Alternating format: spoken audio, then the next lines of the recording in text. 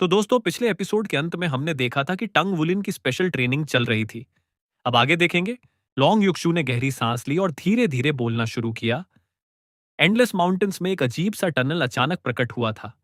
शुरू में वो बहुत छोटा था और जगह भी इतनी सुनसान कि किसी ने उस पर ध्यान ही नहीं दिया। लेकिन समय के साथ साथ वो टनल बड़ा होता गया। फिर एक दिन दूसरी दुनिया के जीव हमारे डुलुओ कॉन्टिनेंट में घुसने लगे। हमने उन्हें नाम दिया एब्सल क्रिएचर्स।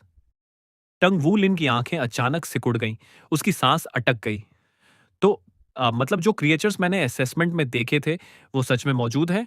वही अबिसल क्रिएचर्स? लॉन्ग युक्षु ने हल्की सी मुस्कान के साथ सिर हिलाया। तुम सच में तेज हो। हाँ, वही।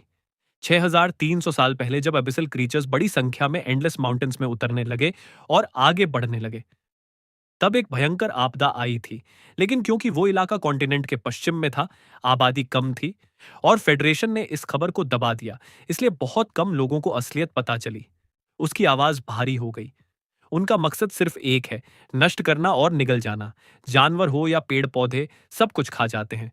टिड्डियों की तरह जहां से गुजरते हैं वहां सिर्फ बंजर जमीन बचती है। पागलपन से भरे हुए हैं वो। कुछ ही समय में एंडलेस माउंटेन्स की सारी जिंदगी खत्म हो गई।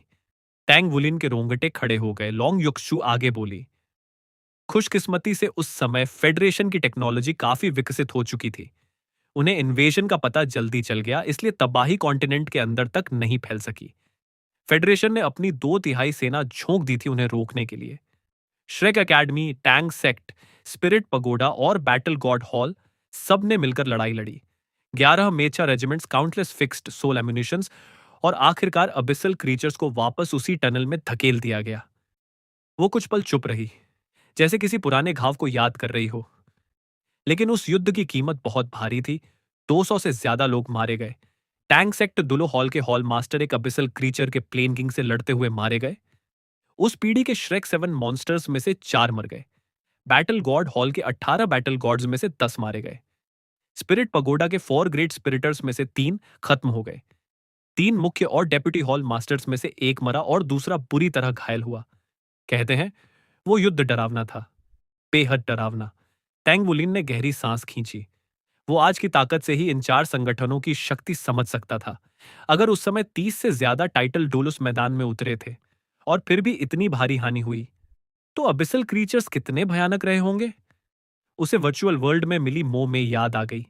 उसके सीने में एक बोझ सा बैठ गया। लॉन्ग युक्सू की आंखों में चमक आई। लेकिन हमारे सीनियर्स का खून बेकार नहीं गया। एबिसल क्रीचर्स को उनके ओरिजिनल प्लेन में वापस धकेल दिया गया। 7 एम्परर रैंक में से 5 वहीं मारे गए। 7 अबिस एम्परर्स के लीडर को उस समय के टैंक सेक्ट दुलियो हॉल के मास्टर, श्रेक एकेडमी के सी गॉड पवेलियन के मास्टर और श्रेक 7 मॉन्स्टर्स के लीडर ने मिलकर गंभीर रूप से घायल कर दिया। अनगिनत एबिसल क्रीचर्स मारे गए। उसके बाद सीनियर्स ने मिलकर अबिस के टनल को जबरदस्ती सील किया। पूरी तरह सील नहीं कर पाए, लेकिन किंग रैंक से ऊपर के क्रीचर्स के लिए पार करना बेहद मुश्किल हो गया। उसी समय ब्लड गॉड आर्मी बनाई गई। इन 4 संगठनों ने मिलकर, उनका सिर्फ एक लक्ष्य था, टनल की रक्षा करना, एबिसल क्रीचर्स को कभी कॉन्टिनेंट तक न पहुंचने देना। टैंग वुलिन चुपचाप सुनता रहा। हमें नहीं पता एबिसल क्रीचर्स कहां रहते हैं, लॉन्ग युक्सु बोली। लेकिन इतना जानते हैं कि वो बेहद शक्तिशाली हैं। मो में जिसे तुम मिले थे, उसे लॉर्ड रैंक माना जा सकता है। और वो विशाल बा अन, वो तो सिर्फ हेडर रैंक है। पिछले 6000 सालों से वो लगातार सील पर हमला कर रहे हैं और हम पूरी ताकत से उसकी रक्षा कर रहे हैं। टैंगुलिन ने धीमे स्वर में पूछा, तो मिलिट्री गैलेंट्री वो सिर्फ ऑबिसल क्रीचर से लड़कर ही मिल सकती है? बिल्कुल, लॉन्ग युक्सु ने जवाब दिया। जो कैवन तुमने असेसमेंट में देखा था वो एबिस के केव पर आधारित था। वहां स्पेशल टनल की शॉकवेव का असर होता है। मार्शल सोल्स बहुत कमजोर हो जाते हैं। पूरी तरह बंद नहीं, लेकिन लगभग बेकार, इसलिए तुम सोल पावर इस्तेमाल नहीं कर पाए। हमारी टेक्नोलॉजी से बना स्पेशल शील्डिंग डिवाइस सिर्फ थोड़ी देर के लिए मार्शल सोल्स को इस्तेमाल करने देता है। टैंग वुलिन ने सिर हिलाया। अब सब समझ में आ रहा था। मतलब स्पेशल ट्रेनिंग के बाद मुझे सच में अबिसल क्रीचर से लड़ना होगा। जितने ज्यादा मारूंगा, उतनी ज्यादा मिलिट्री गैलेंट्री। लॉन्ग युक्षु ने सिर हिलाया। सिद्धांत रूप में हाँ, लेकिन तुम सीक्रेट सर्विस में हो। ये कॉम्बैट यूनिट से थोड़ा अलग है। टैंग वुलिन की आंखों में आग चमकी। सीनियर ऑफिसर, क्या मैं कॉम्बैट यूनिट में ट्रांसफर हो सकता हूं? मैं फ्रंट लाइन पर लड़ना चाहता हूं। लॉन्ग युक्षु ने उसे गौर से देखा। एक महिला सैनिक होने के नाते वो सिर्फ खूबसूरत चेहरे से प्रभावित नहीं होती थी, उसे जिम्मेदार और मजबूत योद्धा पसंद थे। टैंग वुलिन में वो सब था। असेसमेंट में उसके हर फाइट असली जैसा था, खासकर जब उसने मोह में से लड़ाई की थी। उसकी स्पीड इतनी तेज थी कि सोचने का समय भी नहीं मिला। फिर भी टैंग वुलिन ने अपने शरीर से लॉन्ग युक्सू की रक्षा की। उसकी इच्छा शक्ति, उसकी सहन शक्ति साफ दिखती थी। लॉन्ग युक्सू ने हल्का सा सिर हिलाया। नहीं, तुम गलत समझ रहे हो। कॉम्बैट यूनिट के मुकाबले हमें ज्यादा मौके मिलते हैं अबिसल क्रीचर्स से सीधे संपर्क के। टैंग वुलिन चौंका। सच में? हाँ, उसने समझाया। हमारा मुख्य काम है मिशंस पूरा करना। उस दिन जब तुमने मुझे बैरक्स के बाहर गार्ड करते देखा, वो मेरा असली काम नहीं था। मैं बस एक दोस्त की जगह खड़ी थी। हमारा असली काम है स्काउटिंग, रिसर्च इंस्टीट्यूट के लिए जानकारी और सैंपल्स जुटाना। कॉम्बैट यूनिट को बारी बारी से लड़ना पड़ता है, सप्लाई संभालनी पड़ती है और कई जिम्मेदारियां होती हैं। हर दिन क्रीचर्स नहीं आते। उनका मुख्य काम है टनल की रक्षा करना, एक भी अबिसल क्रीचर को कॉन्टिनेंट में घुसने नहीं देना। वो थोड़ा झुककर बोली। लेकिन हम सीक्रेट सर्विस, हम टनल के सबसे नजदीक जाते हैं। कभी कभी अबिस के प्लेन में भी घुसते हैं। नई स्पीसीज खोजकर उनके सैंपल्स वापस लाना, ये बहुत बड़ी उपलब्धि है। अगर तुम जल्दी प्रमोशन चाहते हो तो अभी सीक्रेट सर्विस में रहना तुम्हारे लिए सबसे सही है। टैंग वुलिन ने जिज्ञासा से पूछा। अभी क्यों? अभी पर जोर क्यों? लॉन्ग युग से मुस्कुराई। एक खास रैंक तक पर्सनल मिलिट्री गैलेंट्री सबसे अहम होती है, लेकिन जब तुम लेफ्टिनेंट कर्नल से ऊपर जाओगे तब लीडरशिप एबिलिटी भी देखी जाएगी। ऊंचे अफसर को कमांड करना आना चाहिए, वरना प्रमोशन मिलने पर भी तुम फॉरेन ऑफिशियल जैसे रह जाओगे, बिना यूनिट कमांड किए। चांग उयुओ को देखो, वो भी सीक्रेट सर्विस से था। मेजर बनने के बाद कॉम्बैट यूनिट में ट्रांसफर हुआ। 2 साल में ऑफिसर कमीशन मिला और मिलिट्री गैलेंट्री तेजी से बढ़ी। अगर मैं तुम्हारी तरह कल जितना खाती तो मैं तो उसका बिल भी नहीं भर पाती, उसने मजाक में कहा। टेंगुलीन ने आंखें हल्की सी सिकोड़ लीं, उसके होंठों पर धीमी मुस्कान आई। तो आप कह रही हैं कि मुझे मेजर बनने तक सीक्रेट सर्विस में ही रहना चाहिए और उसके बाद कॉम्बैट यूनिट में ट्रांसफर होना चाहिए? लॉन्ग योक्शू ने बिना हिचकिचाए जवाब दिया। बिल्कुल सही, यह मिलिट्री गैलेंट्री जमा करने का सबसे तेज तरीका है। लेकिन हर कोई ऐसा नहीं कर सकता। इसके लिए ताकत चाहिए, असली ताकत। असेसमेंट में तुम्हारी क्षमता देखी जा चुकी है। आने वाले 1 महीने में मैं तुम्हें और परखूंगी, फिर तुम्हें मिशंस दूंगी। सीक्रेट सर्विस की सबसे बड़ी खासियत यह है कि हम कॉम्बैट यूनिट की तरह किसी जनरल डिस्पैच का इंतजार नहीं करते। हम कभी भी एबिसल टनल में घुस सकते हैं, स्काउटिंग के लिए या लड़ाई के लिए। टैंग वुलिन ने गंभीरता से सिर हिलाया। समझ गया। लॉन्ग युक्षु की बातों के बाद टैंग वुलिन को ब्लड गॉड आर्मी की असली तस्वीर समझ में आने लगी थी। एबिसल प्लेन का अस्तित्व सुनकर उसका दिल भारी जरूर हुआ था, लेकिन उसी के साथ उसे ऐसा भी लगा जैसे उसके सामने एक अनोखा अवसर खड़ा हो। जब उसने बा एएन से लड़ाई की थी और गोल्डन ड्रैगन स्पीयर से उसकी ऊर्जा सोख ली थी, उस पल को वो भूल नहीं पा रहा था। उस शुद्ध ऊर्जा ने उसके ब्लड लाइन को जो उछाल दिया था, वो साफ महसूस हुआ था। ऐसा लग रहा था जैसे शरीर के अंदर कोई सोया हुआ अजगर जाग उठा हो। उसे एहसास हुआ, एबिसल क्रिएचर्स की ऊर्जा भले ही विनाशकारी हो, लेकिन वो बेहद शुद्ध है। गोल्डन ड्रैगन स्पीयर उसे तुरंत एब्सॉर्ब कर सकता है और वो उसे सीधे इस्तेमाल कर सकता है। सामान्य हालात में वो किसी और जीव की लाइफ एनर्जी यूं ही निगल नहीं सकता था।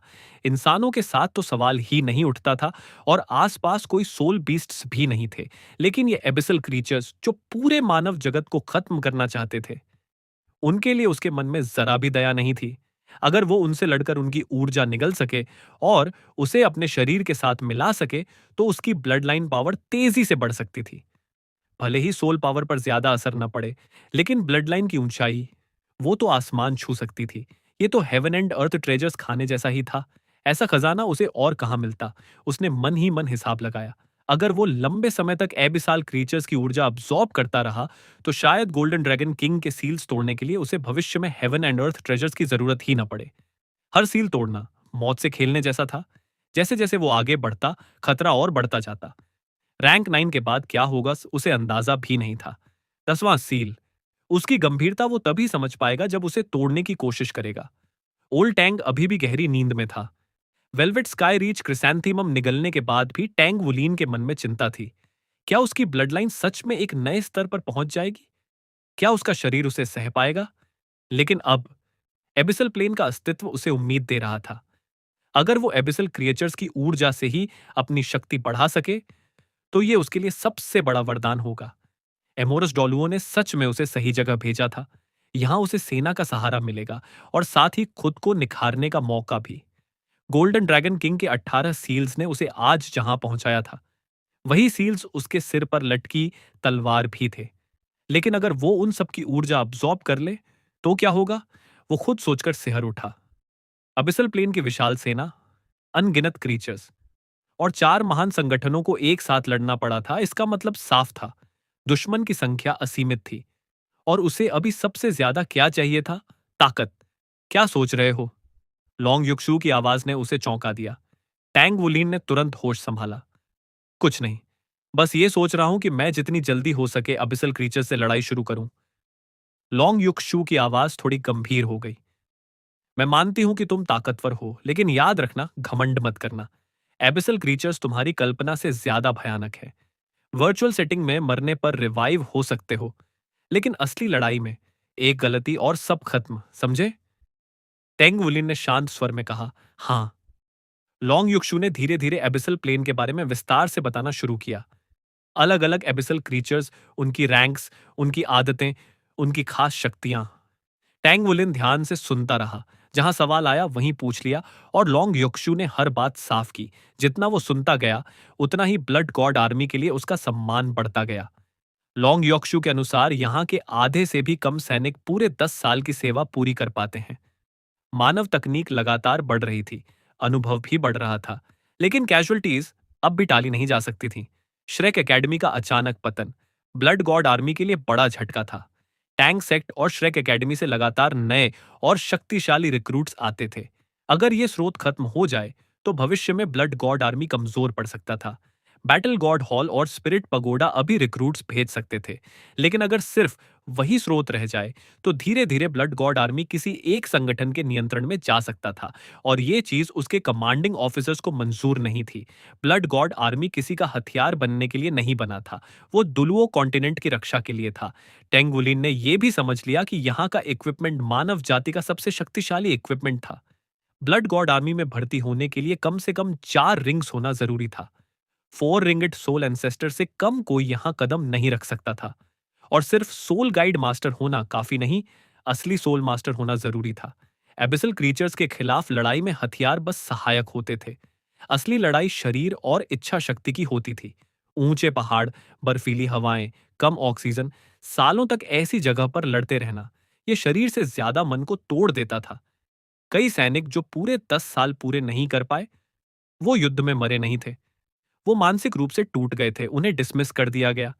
डिस्चार्ज और डिसमिस में फर्क था। जो डिस्चार्ज होते वो सेना के लिए अनमोल प्रतिभा माने जाते। हर कमांडर उन्हें अपने अधीन लेना चाहता, लेकिन जो डिसमिस होते उन्हें यह तक कहने का अधिकार नहीं होता कि वो ब्लड गॉड आर्मी का हिस्सा थे। 10 साल किसी की जिंदगी का बहुत बड़ा हिस्सा। कई बड़े परिवार अपने होनहार युवाओं को यहां भेजना चाहते थे।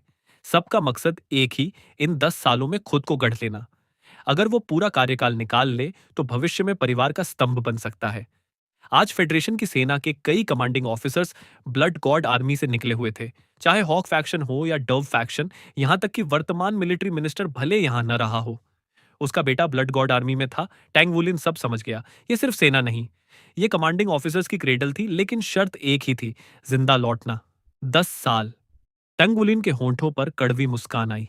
शायद एमरस डुलुओ ने उसे यहां भेजकर उसे समय दिया था, खुद को स्थिर करने का। 10 साल में वो कहां पहुंचेगा? उसने अपनी मुट्ठियां कस लीं, उसके दिल में एक लक्ष्य साफ उभर आया। 10 साल के अंदर चाहे जो हो जाए, वो एक कमांडिंग ऑफिसर बनेगा और उसी समय अपनी व्यक्तिगत शक्ति को टाइटल डुलुओ के स्तर तक पहुंचाएगा। अगले 1 हफ्ते तक टैंग वुलिन हर दिन लॉन्ग यॉक्शू के साथ रहा।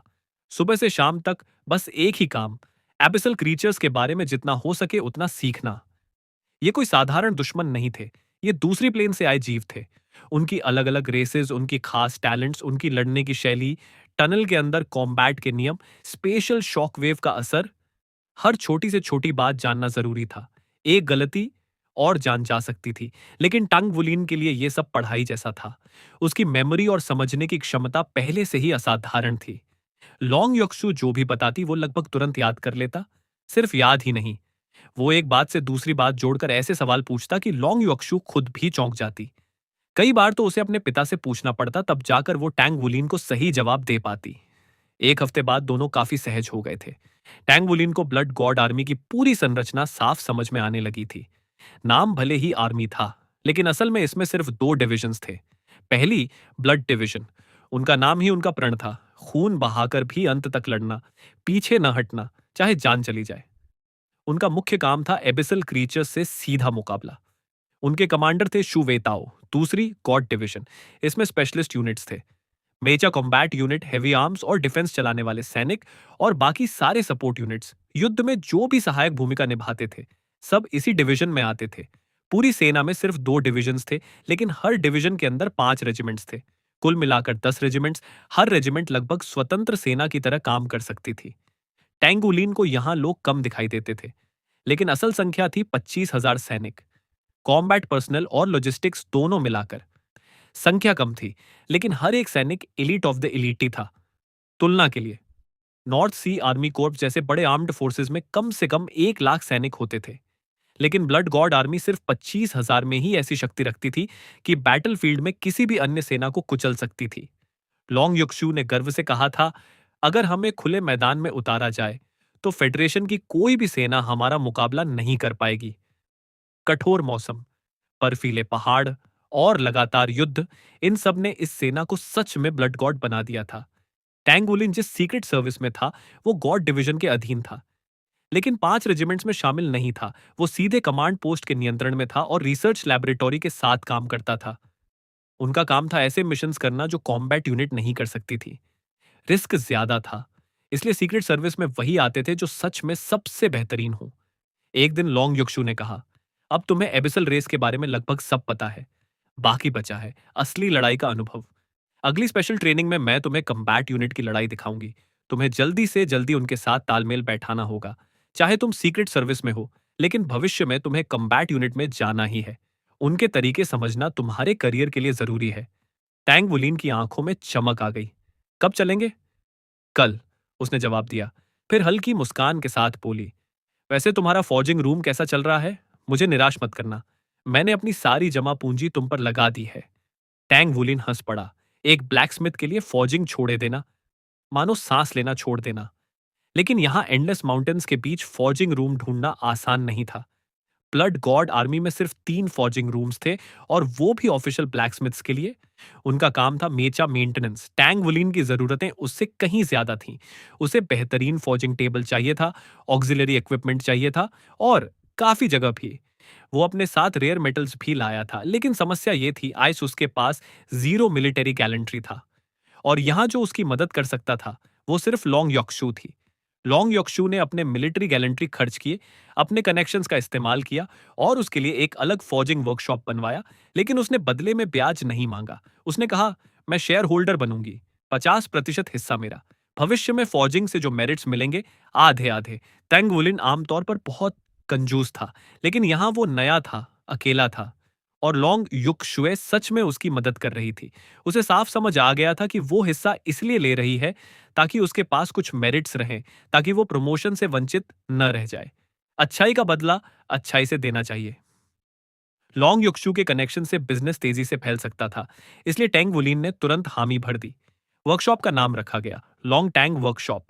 टैंग वुलिन ने मुस्कुराकर कहा, वर्कशॉप तैयार है बॉस, ऑर्डर्स लेना शुरू कर दो। फॉर्जिंग से जुड़ा कोई भी काम कर दूंगा, बस प्राइस सही होना चाहिए। हम सिर्फ मेरिट्स में बिजनेस करेंगे, फीस तुम तय करो। लॉन्ग युक्शु ने आंख दबाई। पहले कुछ छोटा काम दिलवाती हूं, असली लड़ाई से कम इतना तो कमा लो कि अपना खाना खुद खरीद सको। आज दोपहर खाली हो? बिल्कुल। मेचा और वेपन्स की सर्विसिंग में सैनिकों को अपने मेरिट्स खर्च करने पड़ते हैं। हम आर्मी वर्कशॉप से थोड़ा कम चार्ज करेंगे। देखना, बिजनेस फूलेगा फलेगा। लेकिन सच बताओ, तुम्हारी फॉर्जिंग स्किल कितनी मजबूत है? तंगवुलिन ने छाती ठोकी। क्वालिटी और स्पीड दोनों की गारंटी है, काम ज्यादा हो तो भी डर नहीं। अच्छा है, लॉन्ग युक्शु ने हंसते हुए कहा। जाकर तैयारी करो। तेंग वुलिन भी हंस पड़ा। फिर ज्यादा बिजनेस लाना पड़ेगा, मैं बहुत खाता हूं। दोनों हंसते हुए डॉर्म से बाहर निकले। टेंग वुलिन अपने वर्कशॉप की तरफ जाने ही वाला था कि अचानक किसी ने उसका रास्ता रोक लिया। कंधे पर लेफ्टिनेंट कर्नल का इंसिग्निया चमक रहा था, जांग वू युए। उसकी नजरों में साफ साफ एक ठंडी चुभन थी। उसने पिछले कुछ दिनों में देखा था कि टंग वुलिन बार बार लोंग युक्शु के डॉम में आता जाता है। भले ही उसकी छोटी बहन ने बता दिया था कि यह ट्रेनिंग की वजह से है, लेकिन उसके मन की जलन कम नहीं हुई थी। ब्लड गॉड आर्मी में कई डायनेस्टीज थीं, ऐसे परिवार जिनके पूर्वज भी यहां सैनिक रहे थे, पीढ़ियों से सेवा करते आए थे। लोंग परिवार ऐसा ही था। सेना में उनके 100 से ज्यादा सदस्य थे। जांग परिवार भी कम नहीं था। बचपन से जांग वुयुए को लोंग युक्शुए पसंद थी, लेकिन उसका बचपन का नाम स्लग था, क्योंकि उसकी नाक हमेशा बहती रहती थी। लोंग युक्शु उसे बिल्कुल पसंद नहीं करती थी। बड़ी होने पर भी वो उसके लिए बर्फ जैसी ठंडी रही। अब जब दोनों शादी की उम्र में थे, जांग वुयुए का मन और भारी हो गया था, लेकिन उसे कभी मौका नहीं मिला। और अब तेंगवुलिन के लिए लोंग युक्शु की वो मुस्कान, जो साल में एक बार भी उसे नसीब नहीं होती थी, कई बार दिख चुकी थी। उसकी ईर्ष्या जल रही थी। उसने भारी आवाज में पुकारा, तंग वुलिन। तंग वुलिन तुरंत सावधान मुद्रा में खड़ा हो गया। उसने सलाम ठोका। माँ, गुड डे सीनियर ऑफिसर। ठीक है, औपचारिकताओं की जरूरत नहीं। अभी मैं तुमसे सीनियर ऑफिसर की तरह नहीं, एक आदमी की तरह बात कर रहा हूं, जांग वुयुए ने धीमी आवाज में कहा। तंगवुलीन के मन में सब साफ था। वो समझ चुका था कि ये क्यों आया है। उसके होंठों पर हल्की मुस्कान आ गई। तो बताइए, क्या काम है? जांग वुयुए ने सीधे मुद्दे पर आते हुए कहा, मैं कई सालों से यक्षु को पसंद करता हूं। मैं तुम्हें वन ऑन वन बैटल के लिए चैलेंज करता हूं। अगर तुम जीत गए तो मैं उससे दूर रहूंगा। अगर तुम हार गए, अगर तुम हार गए। वह सिर खुजाने लगा, जैसे शब्द ही नहीं मिल रहे हों। टैंग वुलिन मन ही मन हंस पड़ा।